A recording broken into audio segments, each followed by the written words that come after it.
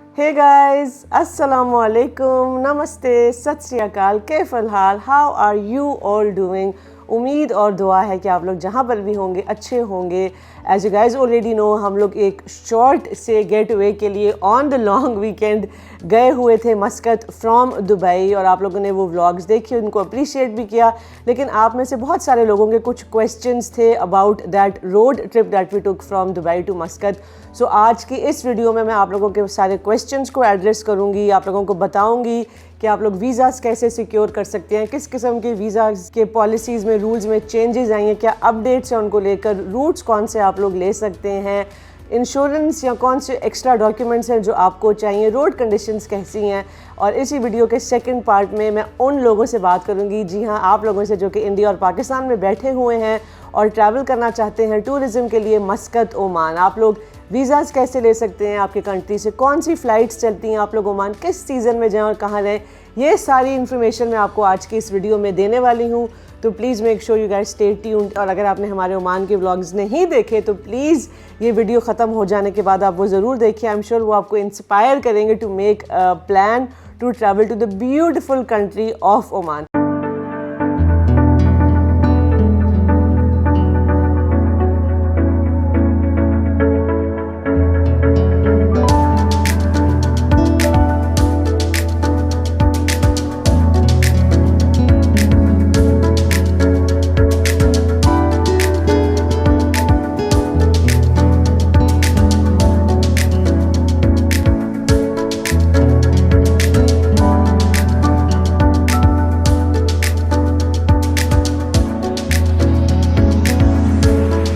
Video शुरू करते हैं और सबसे पहले बात करते हैं वीज़ाज़ पे। वीज़ाज़ को लेकर बहुत सारी कन्फ्यूजन है और बहुत सारी पुरानी इन्फॉर्मेशन भी और कुछ अपडेट्स भी हैं। तो I think let's just get that out of the way first, क्योंकि हम भी थोड़े से कंफ्यूज थे जब हम ये रोड ट्रिप प्लान कर रहे थे।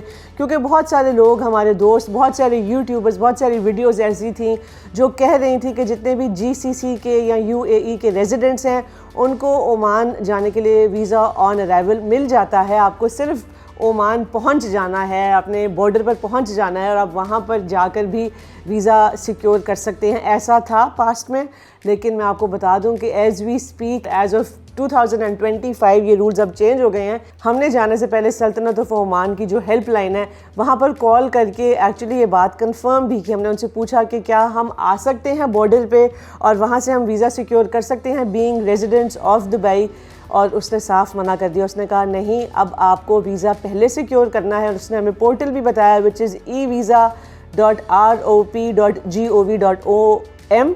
ये मैं डिस्क्रिप्शन बॉक्स में डाल दूंगी। आप लोगों को यहाँ पर जाके पहले अपना ई वीज़ा सिक्योर करना होगा, जो कि तकरीबन 24 to 48 आवर्स ले लेता है इशू होने में। एक बार आपको वीज़ा मिल जाएगा, उसके बाद ही आप अपना ये जो सफ़र है या जो जर्नी है उसको स्टार्ट करें। ऐसे ना करें कि आप चले जाएँ, सोचेंगे जी जाकर ओमान में ऑन अराइवल वीज़ा ले लेंगे। ये अब रूल्स चेंज हो गए हैं। जीसीसी के जो रेजिडेंट्स हैं उनके लिए भी चेंज हो गए हैं, उनको भी पहले ई वीज़ाज़ लेने हैं और फिर ओमान के लिए ट्रैवल करना है। अगर आप जीसीसी के सिटीज़न हैं या नेशनल हैं तो ऑफ कोर्स आपको इस ई वीज़ा की ज़रूरत नहीं है। लेकिन अगर आप हमारी तरह रेजिडेंट हैं तो आप वीज़ा सिक्योर कर लें, क्योंकि द सल्तनत ऑफ ओमान ने अपने वीज़ा प्रोसेस को ज़रा टाइट किया है, ज़रा रिवाइज़ किया है और वीज़ाज़ थोड़े से डिफ़िकल्ट हो गए हैं। वीज़ा की जो कैटेगरी होगी या वीज़ा टाइप जो होगी, मोस्ट लाइकली आपकी 26A या 26B होगी, जिसकी कॉस्ट है 5 Omani rial which is around 50 dirhams. और इसमें थोड़ा सा कैच ये है कि आपको वहाँ पर एक अप्रूव्ड लिस्ट ऑफ प्रोफेशंस होगी, उसमें से अपने प्रोफेशन को चूज़ करना है। अगर आपका प्रोफेशन उस लिस्ट पर नहीं है, आप अदर्स चूज़ करते हैं, या अगर आप उसको कुछ और डालते हैं या डालना चाहते हैं जो उस लिस्ट पर नहीं है, तो मोस्ट लाइकली आपका वीज़ा रिजेक्ट हो जाएगा। अपेरेंटली बहुत सारे लोगों के वीज़ाज़ रिजेक्ट हो रहे हैं, तो अब थोड़ी सी रिवाइज़ की है ओमान ने अपनी ये पॉलिसी, थोड़े से स्ट्रिक्ट हो गए हैं अब रूल्स। तो मेक श्योर कि आप जो है करेक्ट कैटेगरी को अप्लाई करें, आपका प्रोफेशन उस लिस्ट पर हो, और फिर आप जो है वो अप्लाई करेंगे। आपको 10 दिन का या 30 डेज़ का वीज़ा मिलेगा डिपेंडिंग ऑन आप कौन सी कैटेगरी में अप्लाई करते हैं। Usually it takes around 24 to 48 hours to get your visa. अत्थर का वीज़ा मेरे से पहले आ गया था, क्योंकि उसने मेरे से आई थिंक आधा घंटा पहले अप्लाई किया था। मेरे वीज़े में एक छोटी सी प्रॉब्लम तो नहीं आई, बट उन्होंने मेरे से एक एडिशनल डॉक्यूमेंट मांग लिया क्योंकि मेरी कैटेगरी अथर की कैटेगरी से डिफरेंट थी। अथर की कैटेगरी 26A थी जहाँ पे उसका अप्रूव्ड प्रोफेशन था, उसने चूज़ किया, उसका वीज़ा आ गया। मैंने कैटेगरी B चूज़ की which is for dependents of the main person applying, in my case it was other. तो उन्होंने मुझसे कहा कि आप अथर के वीज़े की कॉपी भी अटैच करें, इवन दो मैंने मेंशन किया था अथर का पूरा नाम, उसके पासपोर्ट की कॉपी भी लगाई थी, बट उन्होंने फिर भी मुझसे एक एडिशनल डॉक्यूमेंट मांग लिया जिसकी वजह से मेरे वीज़ा को इशू होने में एक एक्स्ट्रा दिन लग गया। तो others visa literally came out in a few hours. I think उसने शाम को 6 या 7 बजे अप्लाई किया था और उसके रात को 12 बजे तक वीज़ा आ गया था। और मेरा वीज़ा उन्होंने 8 बजे मुझे सुबह के कहा द नेक्स्ट डे कि आप अपने हस्बैंड का जो वीज़ा है वो भी अटैच करें, और उसके फिर कुछ घंटों के बाद मेरा वीज़ा भी इशू हो गया था। तो हम दोनों का वीज़ा इशू हो गया था, लेकिन मैंने रेडिट पे बहुत सारे लोगों के कमेंट्स पढ़े हैं, बहुत सारे लोगों के एक्सपीरियंसेस पढ़े हैं, और वो ये बता रहे हैं, स्पेशली सिटीजन्स ऑफ पाकिस्तान, वो ये बता रहे हैं कि हम GCC के रेजिडेंट हैं भी लेकिन हमारा वीज़ा नहीं लगा। सो अगेन आप वीज़ा सिक्योर करें पहले, उसके बाद आप प्लान करें या उसके बाद आप निकलना जाना ऐसे ही विदाउट गेटिंग योर वीज़ा।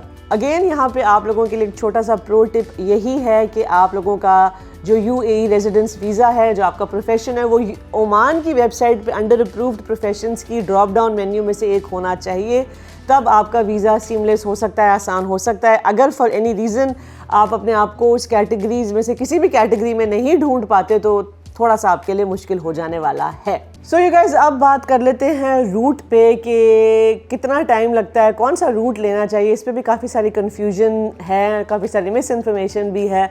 तो जो टोटल डिस्टेंस है from Dubai to Muscat, it is approximately 450 kilometres और 5 से 6 घंटे की ड्राइव है दुबई से मस्कत की।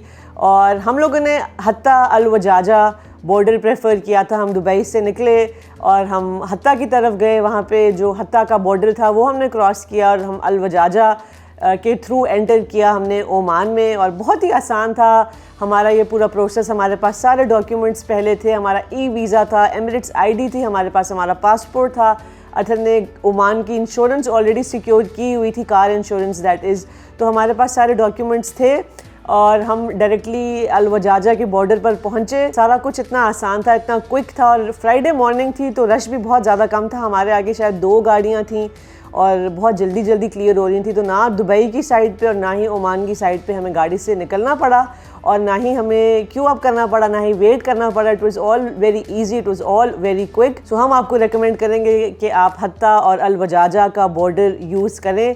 ऑल्टरनेट क्रॉसिंग्स की बात करें तो आपके पास ख़त्मल शिकला अल ऐन में भी है और हिली बॉर्डर भी है, और अब दिब्बा अल फुजैरा में रिसेंटली एक और बॉर्डर ओपन हुआ है। तो अगर आप नॉर्दर्न एमिरेट्स से जा रहे हैं तो आपके लिए शायद वो भी कन्वीनियंट हो। So these are all the borders that you can cross from. और अगर रोड कंडीशंस की बात करें तो रोड कंडीशंस बहुत अच्छी थी। सिर्फ ये है कि मुझे लगा कि काफ़ी ज़्यादा सुनसान था। मैंने एक्सपेक्ट किया था कि थोड़ी सी ज़्यादा बिजी रोड्स होंगी, लेकिन इट वाज प्रिटी एम्प्टी। तो मैं आपको रेकमेंड करूँगी कि आप डे लाइट में ट्रैवल करें, रात में मत करें। इवन गैस स्टेशंस आपको बार बार नज़र आ रहे थे, रेस्ट एरियाज़ भी रेगुलर इंटरवल्स में आ रहे थे, लेकिन इंतज़ार ना करें कि फ्यूल बिल्कुल जब ख़त्म होने वाला होगा तब हम रीफ्यूलिंग कराएंगे। जब भी आपके 2-3 बार्स रह जाते हैं या हाफ टैंक से ज़रा भी नीचे होती है आपकी फ्यूल की टंकी, तो आप उसको रीफ्यूल करवा लें। गाड़ी अच्छी रिलायबल गाड़ी में आप जाएं, गाड़ी का मुल्किया यानी कि रजिस्ट्रेशन आपके पास होनी चाहिए, और अगर आपकी रेंट अ कार है तो आपके पास नो ऑब्जेक्शन सर्टिफिकेट होना चाहिए from your car rental company, और इंश्योरेंस ऑफ कोर्स आपके पास होनी चाहिए, या आप एक थर्ड पार्टी इंश्योरेंस बॉर्डर से भी ख़रीद सकते हैं, विच is around 50 to 100 dirhams for 5 days। Border का एक्सपीरियंस मैं आप लोगों को बता चुकी हूँ, हमारा बहुत अच्छा, बहुत आसान था। एक 2 स्टेप प्रोसेस है, आपने UAE को एग्ज़िट करना है और ओमान को एंटर करना है। और अगर आप हमारी तरह हत्ता अल वजाजा बॉर्डर से जाएंगे तो आप एक गाड़ी में बैठ के आराम से कर सकते हैं, and it was very simple. आपके पास आपका पासपोर्ट होना चाहिए, वंस अगेन वीज़ा होना चाहिए, UAE का भी, ओमान का भी। UAE का वीज़ा आपका शायद चेक होगा at the UAE exit point, यहाँ आपकी एमिरेट्स ID चेक होगी, और ओमान जब आप जाएंगे तो आपका ओमान का वीज़ा भी चेक हो सकता है, आपकी एमिरेट्स ID भी चेक हो सकती है। कार इंश्योरेंस और कार का मुल्किया हमारा चेक हुआ था, so make sure you have that. और कुछ लोगों से उनका कोविड सर्टिफिकेट भी मांगा जाता है, हमसे नहीं मांगा गया, so you might want to carry that just in case. और अगेन आप रफली अबाउट आधा घंटा टू 1-2 घंटे लगा लें। अगर आप बस से जा रहे हैं तो ऑफ कोर्स आपको ज़्यादा टाइम लग जाएगा, क्योंकि बस वाला तभी आगे बढ़ेगा जब सारे पैसेंजर्स क्लियर हो गए होंगे। तो मैंने बस से जितने लोग गए हैं उनके जो अकाउंट सुने हैं वो बताते हैं कि एटलीस्ट हमें 2 घंटे लग ही गए थे बॉर्डर क्लियरेंस होते होते। हमें 20 मिनट्स लगे थे क्योंकि फ्राइडे मॉर्निंग थी, रश नहीं था। इवन दो लॉन्ग वीकेंड था, I was expecting a lot of people to be travelling, लेकिन ऐसा नहीं था, तो हमें बहुत कम टाइम लगा और हमने बॉर्डर क्रॉसिंग आराम से कर ली। You guys, by the way एक बात मैं आपको बताती चलूँ कि अगर आप एक रोड ट्रिप कर रहे हैं तो आपको पूरे रास्ते में जगह जगह पे कैमराज नज़र आएंगे, स्पीड कैमराज नज़र आएंगे। तो मेक श्योर कि आप ओवर स्पीड ना करें। हालांकि टेम्पटेशन होगी आपको कि खाली सड़क है, खुली सड़क है, कोई गाड़ियाँ नहीं है, तो मैं क्यों ना स्पीडिंग करूं। बट मैं आपको बता दूं कि आपको अगर टिकट नहीं चाहिए तो आप स्पीडिंग मत करें। और दूसरी बात ये कि फ्यूल जो है वो ओमान में सस्ता है दुबई से। Right after crossing the border इतना ज़्यादा डिफरेंस आपको फील नहीं होगा, लेकिन जैसे ही आप ज़्यादा टूवर्ड्स मस्कत जाएंगे, जो भी गैस स्टेशन आपको मिलेंगे वहाँ पे फ्यूल प्राइस में काफ़ी ज़्यादा डिफरेंस है। तो that's another point two keep in mind. Of course आप ये बात तो जानते ही हैं कि ओमान में जो करेंसी यूज़ होती है वो ओमानी रियाल है, काफ़ी स्ट्रॉन्ग है Omani rial. I think it's the second strongest currency in the world after the Kuwaiti dinar. So budget accordingly, इतने ज़्यादा कैरिड अवे ना हो जाए यार ये तो सिर्फ 1 ओमानी रियाल की है, 2 ओमानी रियाल की है। Most of the shops and most of the malls जो है वो कार्ड्स भी एक्सेप्ट करते हैं, लेकिन फिर भी आप कोशिश करें कि आपके पास लोकल करेंसी हो। अगर नहीं है तो जाते ही मस्कत में आप वो चेंज करा लें। और अगर नेटवर्क की और सिम की बात करें तो ओमान टेल सिम जो है वो आपको बॉर्डर से आसानी से मिल सकती है, किसी भी गैस स्टेशन से आसानी से मिल सकती है। और अगर आपके पास यूएई की सिम है, अगर आप यहाँ से जा रहे हैं तो क्वाइट ऑब्वियसली आपके पास डू की या इत्तिसालात की सिम होगी, वो भी चलेगी रोमिंग पे। बस रोमिंग चार्जेस का आपको थोड़ा ख्याल करना पड़ेगा। हम लोगों ने टू बी क्वाइट ऑनेस्ट वही यूज़ की, क्योंकि अत्थर के पास डेटा पैकेज भी था। So it was very convenient for us, हमें लेना ही नहीं पड़ा और ना ही कभी ज़रूरत फील हुई ओमान में कि हमारे पास जी ओमान टेल की लोकल लाइन नहीं है। सो अगर आप हमारी तरह यूएई से एक रोड ट्रिप प्लान कर रहे हैं all the way to Muscat Oman, then by all means करें, बहुत मज़ा आएगा आपको। हम सिर्फ 3 दिन के लिए गए थे और मैं वापस आके कह रही थी कि यार अत्थर 3 दिन में तो हमने मस्कत भी नहीं देखा। We went to Muscat and Nizwa. अगर आपने हमारे व्लॉग्स नहीं देखे तो जाके देखें, काफ़ी कुछ है मस्कत में करने को, इतना ज़्यादा कुछ कि लॉन्ग वीकेंड छोटा पड़ जाता है। तो आराम से जाएं, 1 वीक का प्लान बनाएं at least if you are planning on just visiting Muscat and the areas around Muscat, longer if you want to explore other parts of the beautiful country of Oman। अब इस वीडियो के second part में चलते हैं, which is another interesting part, क्योंकि video की जब मैं इन्फॉर्मेशन गैदर कर रही थी तो मुझे कुछ ऐसी बातें पता चली which took me by surprise। सो इस वीडियो के पार्ट में मैं उन सब लोगों से बात करूंगी, उन सब टूरिस्ट से बात करूंगी जो कि इंडिया में रहते हैं या पाकिस्तान में रहते हैं और जो ओमान जाना चाहते हैं सैर करने के लिए, टूरिज्म के लिए, और काम वाम करने के लिए नहीं, क्योंकि उसकी कम्प्लीटली अलग कैटेगरीज हैं and that's not my forte. Even though I do advise a lot of people on different visa categories, but for the sake of this video हम लोग सिर्फ टूरिज्म पर्पस पे फोकस करने वाले हैं, क्योंकि मुझे पता है आप में से बहुत सारे लोग हैं जो मुझे इंडिया से देखते हैं, जो मुझे पाकिस्तान से देखते हैं, और आपके दिमाग में भी ये बात आ सकती है कि अगर हम यहाँ से जाना चाहें ओमान तो हम कैसे जा सकते हैं, हम वीज़ा कहाँ से अप्लाई करें, कौन सी वीज़ा की कैटेगरी में हम अप्लाई करें, कौन सी एयरलाइंस जाती हैं, कितनी लंबी फ़्लाइट्स हैं, हम कहाँ रुकें, ये सारी बातें हम इस पार्ट ऑफ द वीडियो में करेंगे। तो पहले बात कर लेते हैं पाकिस्तान की, क्योंकि आई थिंक वो थोड़ी सी छोटी होने वाली है डिस्कशन हमारी। क्यों? क्योंकि अनफॉर्चुनेटली पाकिस्तानी सिटीजन्स या पाकिस्तानी नेशनल्स जिनके पास जीसीसी की रेजिडेंसी नहीं है या जो जीसीसी के रेजिडेंट्स नहीं हैं, उनके लिए ई वीज़ाज़ हैं ही नहीं। इनफैक्ट अगर आप ओमान के वीज़ा पोर्टल पे जाएंगे, जो उनका ई वीज़ा पोर्टल है, वहाँ पे आप देखेंगे कि पाकिस्तानी नेशनल्स या पाकिस्तानी सिटीजन्स जो जीसीसी कंट्री के रेजिडेंट्स नहीं हैं, उनके लिए वीज़ा की सिर्फ एक ही कैटेगरी खुली हुई है, और वो जो एक कैटेगरी है वो है उन ड्राइवर्स और उनके असिस्टेंट्स के लिए जो कि बॉर्डर क्रॉस करते हैं, ट्रक ड्राइवर्स बाय द वे, और जिन्होंने सिर्फ ट्रांजिट करना होता है थ्रू ओमान, मोस्टली जो वेजिटेबल्स और फ्रूट्स लेकर जा रहे होते हैं और उनको ओमान के थ्रू ट्रांजिट करना होता है। Quite sad but it is true. In fact इस चीज़ को पाकिस्तान के ambassador to Oman Syed Naveed Safdar Bukhari उन्होंने भी एड्रेस किया है, और उन्होंने कहा है कि ओमान ने अपने जो वीज़ा प्रोसेस है उसको थोड़ा टाइट किया है, और जो उनकी सारी वीज़ा की कैटेगरीज है उनको थोड़ा सा रिवाइज़ किया है। तो ऑफ कोर्स उन्होंने कहा है कि कोशिश ये की जा रही है ऑन अ गवर्नमेंट लेवल कि उनसे रिक्वेस्ट की जाए कि दोबारा से ई वीज़ाज़ पाकिस्तानी सिटीजन्स के लिए खोल दिए जाएं, लेकिन एज ऑफ नाउ वो ऑप्शन पाकिस्तानी सिटीजन्स को नहीं है। और उन्होंने ये बात दोबारा से रीइटरेट की है, याद दिलाया है कि प्लीज़ आपकी जो वीज़ा की कैटेगरी है आप उसको रिस्पेक्ट करें, ये ना हो कि आप टूरिस्ट बन कर आएँ और यहाँ पर इलीगल काम कर रहे हो। और ये भी याद दिलाया है, आई थिंक ये दुबई में भी बहुत सारे लोगों को याद दिलाने की ज़रूरत है कि आज़ाद वीज़ा नाम का कोई भी वीज़ा नहीं होता। आपको जो भी बेवकूफ़ बनाने के लिए एजेंट्स आपको बता देंगे कि जी हम आपका आज़ाद वीज़ा निकलवा देंगे, आप वहाँ जाएँ, जाकर ओमानी रियाल छापें और करोड़पति बन जाएँ, तो ऐसा होगा नहीं। और यही एम्बेसडर साहब ने बात याद दिलाई है कि आज़ाद वीज़ा कोई नहीं होता। तो प्लीज़ ये सोचकर मत यहाँ आए कि जी हम वहाँ जाकर आज़ाद हो जाएंगे और जो काम करना चाहेंगे वो करेंगे। आई थिंक समझ ही गए होंगे आप लोग बात के शायद ओमान ने, जो सल्तनत ऑफ ओमान है, उन्होंने पाकिस्तानीज़ के लिए वीज़ाज़ इसीलिए मुश्किल बनाए हैं क्योंकि शायद वीज़ाज़ मिसयूज़ हो रहे थे।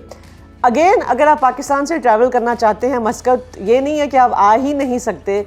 It is just that you will not be eligible to apply for an e-visa to travel to Muscat. आप ट्रैवल एजेंट्स के थ्रू पैकेजेस खरीद सकते हैं, specially from bigger cities like Karachi, Lahore and Islamabad. आप आराम से पूरा अपना पैकेज खरीद सकते हैं और ओमान आ सकते हैं। इस्लामाबाद में ओमान की एम्बेसी भी है, आप वहाँ जाकर भी पता कर सकते हैं कि किस तरह आप ओमान का टूरिस्ट वीज़ा सिक्योर कर सकते हैं। आई एम श्योर ज़्यादा डॉक्यूमेंट्स की ज़रूरत होगी, लेकिन आप डेफिनेटली अप्लाई कर सकते हैं। सो आई इनकरेज यू ऑल जो पाकिस्तान से हमें देख रहे हैं कि आप एक रिलायबल ट्रैवल एजेंट को कॉन्टैक्ट करें और उनसे एक पैकेज बनवाएं। आपको बहुत अच्छा लगेगा। पाकिस्तान से बहुत छोटी फ़्लाइट है ओमान की, I think about 2.5 hours to 3.5 hours depending on which city you are travelling from.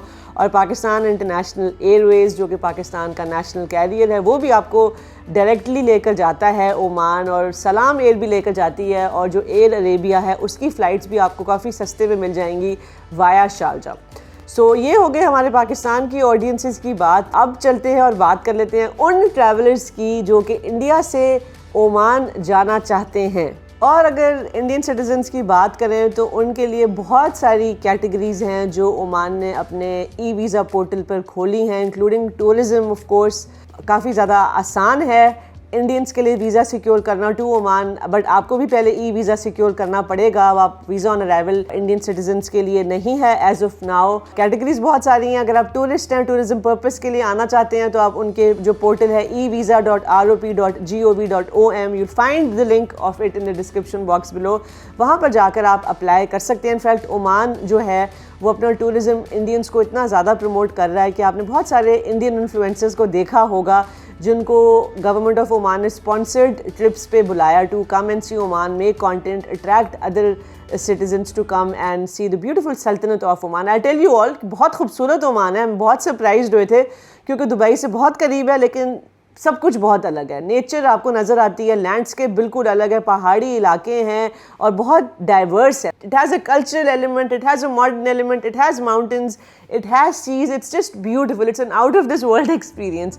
तो आप ज़रूर अगर इंडिया से देख रहे हैं मुझे, तो प्लीज़ ज़रूर जाएँ। ओमान के ई वीज़ा से आप 26E, 26F और अलग कैटेगरीज़ के लिए भी वीज़ा अप्लाई कर सकते हैं। आपको जो डॉक्यूमेंट्स चाहिए होंगे उसमें आपका पासपोर्ट है, ऑफ कोर्स कंप्लीट करनी है आपको ऑनलाइन वीज़ा एप्लीकेशन फॉर्म को, आपके पास एक फ़ोटो होनी चाहिए, कंफर्म्ड होटल बुकिंग होनी चाहिए, आपके पास कंफर्म्ड फ़्लाइट्स भी होनी चाहिए या रिटर्न टिकट होनी चाहिए। और इसके अलावा कोई और एक्स्ट्रा डॉक्यूमेंट्स अगर हैं तो आराम से आपको मिल जाएंगे इनके ई वीज़ा पोर्टल पे। आप किसी ट्रैवल एजेंट के थ्रू भी जा सकते हैं, क्योंकि from what I have heard बहुत सारे ट्रैवल एजेंट्स भी हैं जो पूरे पैकेजेस बेच रहे हैं for Indian travellers who are planning on visiting the sultanate of Oman. Delhi में ओमान की एम्बेसी भी है, बट आई थिंक सारे वीज़ाज़ जो हैं वो ओमान के ई वीज़ा पोर्टल से ही इशू हो रहे हैं। It is very easy, it is quite reasonable, तो आप वहाँ से ही वीज़ा अप्लाई करें, मैं आपको एडवाइस करूँगी। और अगर फ़्लाइट्स की बात करें तो जितने भी इंडिया के मेजर सिटीज़ हैं लाइक दिल्ली, मुंबई, वहाँ से डायरेक्ट फ़्लाइट्स हैं टू मस्कत। 3 से 3.5 घंटों की फ़्लाइट है depending on which part of India you are travelling from. और अगर एयरलाइंस की बात करें और बजट एयरलाइंस की इन पर्टिकुलर बात करें तो एयर इंडिया एक्सप्रेस, इंडिगो, गो फर्स्ट जो हैं वो डायरेक्ट बजट फ़्लाइट्स ऑफ़र करती हैं from different cities in India. और एवरेज फेयर जो है वो 700 से 1100 दिरहम या 16,000 to 25,000 इंडियन रुपीज़ INR है। ऑफ कोर्स डिपेंड करेगा आप कौन से सीज़न में आ रहे हैं। आप पीक सीज़न में आ रहे हैं या ऑफ पीक सीज़न में आ रहे हैं। और अगर पाकिस्तान की बात करें, I forgot to mention ticket prices from Pakistan, तो अगर आप पाकिस्तान से ट्रैवल करते हैं तो आपको 70,000 से लेके 1,20,000 तक की टिकट मिल जाएगी अगर आप पाकिस्तान से ट्रैवल करना चाहते हैं। डिपेंड करेगा आपकी कौन सी सिटी है, कौन से सीज़न में आप आ रहे हैं। गर्मियों में आपको सस्ते टिकट मिल जाएंगी। हम भी गर्मियों में गए थे क्योंकि ऑफ कोर्स हमारा रोड ट्रिप था और लॉन्ग वीकेंड पे था, हमारे पास इतनी ऑप्शंस नहीं थी, हमने उसी विंडो में ट्रैवल करना था। बट मैं आपको एडवाइस करूँगी कि आप गर्मियों में मत जाएं। आप नवंबर में, दिसंबर में, जनवरी में, फरवरी, मार्च तक आप आराम से जाएं, अप्रैल से, क्योंकि गर्मी होना स्टार्ट हो जाती है। मुझे लगा था पर्सनली, मैं दुबई से जा रही थी तो मैं हीट की समवॉट आदी हूँ, लेकिन मस्कत में ह्यूमिडिटी दुबई से भी ज़्यादा थी और थोड़ा सा मुश्किल हो रहा था घूमना। इसलिए मैंने अपने ब्लॉग में बहुत बार कहा है, बहुत कंप्लेन की है गर्मी की, but it was actually really really hot. Just staying out और just walking on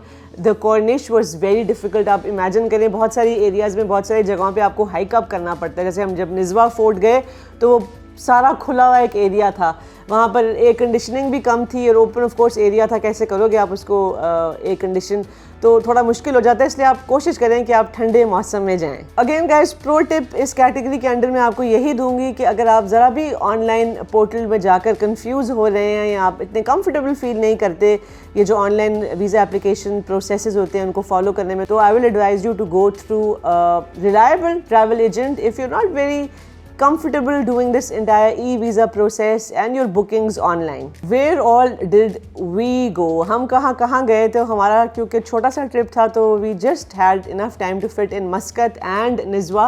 In fact, I wish हमारे पास ज़्यादा टाइम होता. I would love to have spent the night in Nizwa. I loved the city of Nizwa.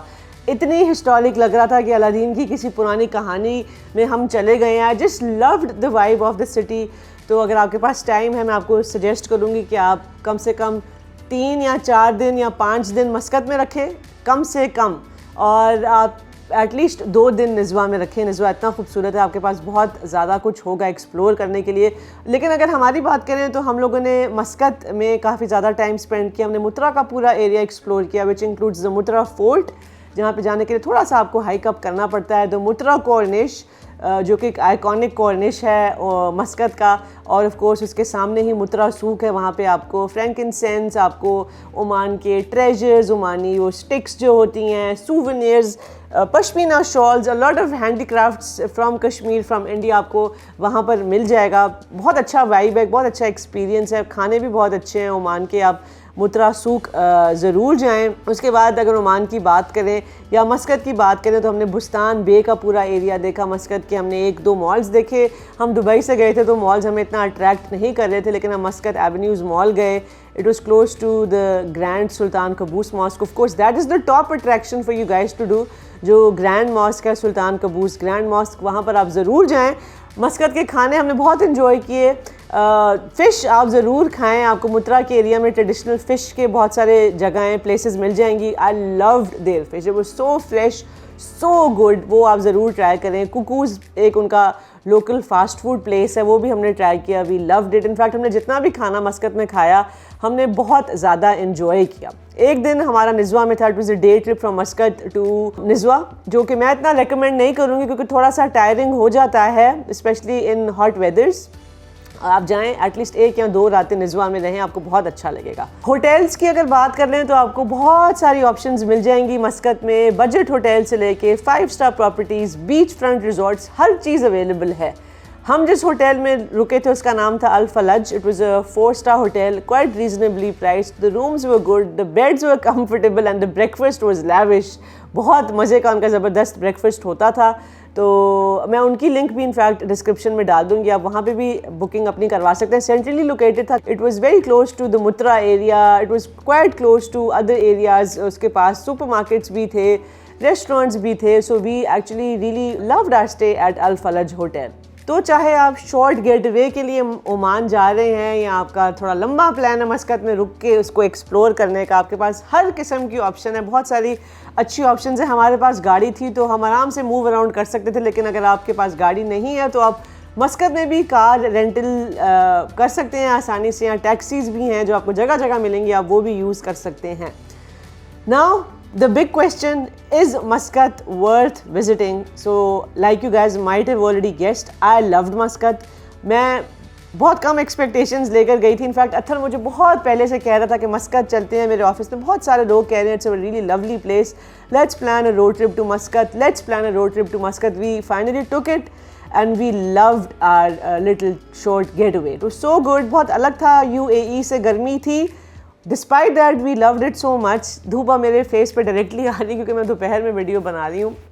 But I would definitely से मस्कत is worth visiting इन 2025 क्योंकि बहुत अलग सी एक जगह है. अपने ट्रेडिशन को उन्होंने प्रिजर्व करके रखा हुआ है. कोई आपको हाई राइज बिल्डिंग्स या फ्लैशी चीज़ें नहीं नज़र आएंगी. हाई राइज बिल्डिंग्स की वहाँ इजाज़त ही नहीं है. I think the max you can go up to is 10 floors high, which we love. तो if you like a slow life, a slow holiday जहाँ पे आप रिलैक्स होएं, थोड़ा काम होकर अच्छे तरीके से नेचर को अप्रिशिएट कर सके, अगर आप पहाड़ों को पसंद करते हैं, सीज़ को पसंद करते हैं और ट्रेडिशन को पसंद करते हैं और फ्लैशी चीज़ों के और ब्लिंग ब्लिंग से तंग आ गए हैं, तो definitely मस्कत is a 100% for you guys. Make sure आप वहाँ का प्लान बनाएं और आप लोग डिसअपॉइंट नहीं होंगे. That's all that I have for you guys in today's video. I hope आप लोगों के सारे मैंने सवालों के जवाब दे दिए होंगे. अगर अभी भी आपको कोई भी कन्फ्यूजन है तो आप प्लीज़ कॉमेंट्स में जाकर मुझे बताएं. मैं आपके हर क्वेश्चन का जवाब दूंगी. हाजिर हूँ मैं. मुझे इंस्टाग्राम पे भी फॉलो करें, BISMA_A मेरा इंस्टा का हैंडल है. टिकटॉक पे भी आप मुझे फॉलो कर सकते हैं. और अगर आपने हमारी मस्कत सीरीज़ नहीं देखी या ओमान के व्लॉग्स नहीं देखे तो प्लीज़ जाकर वो देखें. आपको उसकी एक प्लेलिस्ट मिल जाएगी. आई एम श्योर आपको वो व्लॉग्स हमारे अच्छे लगेंगे. Thank you once again for watching this video. Look after yourself, look after your loved ones, and I shall see you guys in the next one. Bye.